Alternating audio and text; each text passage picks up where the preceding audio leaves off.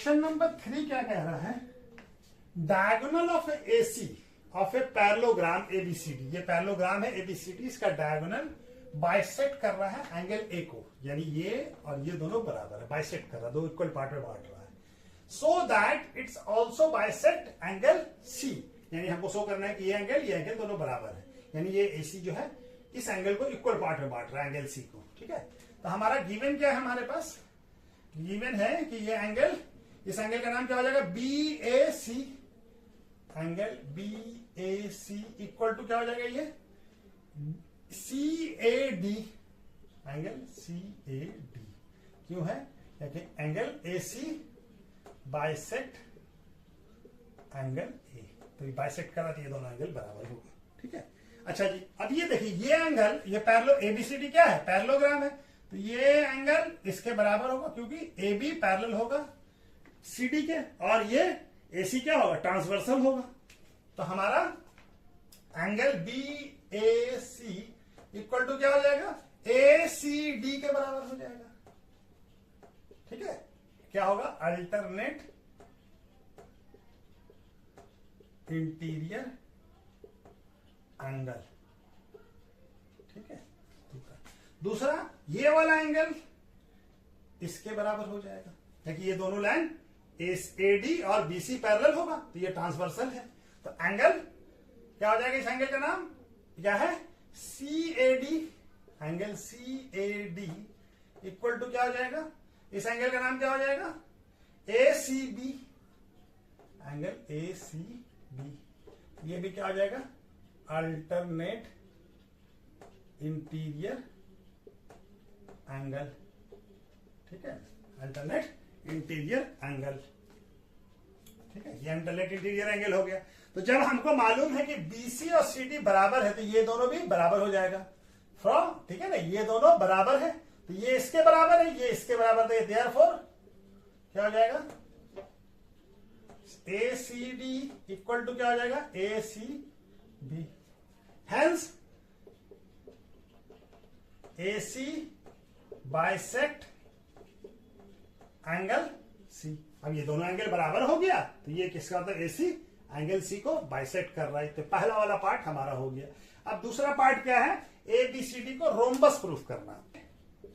B C and triangle A D C लेते हैं, ए B सी ये वाला और ए डी सी ये वाला। ठीक है, तभी हम लोग प्रूफ कर चुके हैं कि ये दोनों एंगल, ये एंगल इसके बराबर है, ये दोनों हमारा बराबर है, तो angle B A C equal to, B A C किसके बराबर है, डी ए सी के, ये हमारा, ये तो गिवन था हमको। ठीक है, और क्या है, और ये वाला एंगल, ये वाला एंगल के बराबर है, तो इस एंगल का नाम क्या है, इस एंगल का नाम है ए सी बी, और इस एंगल का नाम ए सी डी, ये हम प्रूव्ड एबव कर चुके हैं। ठीक है, और एसी दोनों में कॉमन है, ये क्या है, कॉमन, दोनों में जब होता है, दोनों ट्रायंगल का पार्ट होगा तो उसको क्या लिखते हैं लोग, कॉमन, तो हमारा क्या हो जाएगा, कौन सा रूल से हो जाएगा, एंगल साइड एंगल, क्या हो जाएगा, angle side angle rules of congruency से क्या हो जाएगा, triangle A B C congruent हो जाएगा ट्रायंगल ए डी सी, ये दोनों ट्रायंगल कॉन्ग्रुएंट हो जाएगा। ठीक है, जब कॉन्ग्रुएंट हो जाएगा तो इसका करस्पॉन्डिंग पार्ट बराबर हो जाएगा, यानी कि बीसी, बीसी किसके बराबर हो जाएगा, डीसी के बराबर हो जाएगा, यानी बीसी इक्वल टू डीसी हो जाएगा, बीसी इक्वल टू डीसी हो जाएगा। ठीक है ना, बाय सीपी सीटी। ठीक है, तो बात बीसी इक्वल टू डीसी हो गया, तो हमारा क्या है, हमारा ए बी इक्वल टू क्या है, A B equal to C D है, और BC equal to A D है।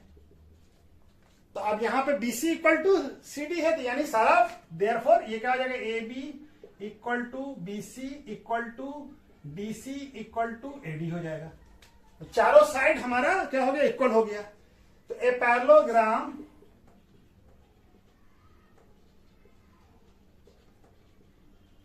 whose all sides are equal, then it is a rhombus। ठीक है ना, एक ऐसा पैरेललोग्राम जिसका चारों साइड इक्वल हो तो वो क्या कहलाता है, rhombus. Therefore ABCD is a rhombus. ठीक है,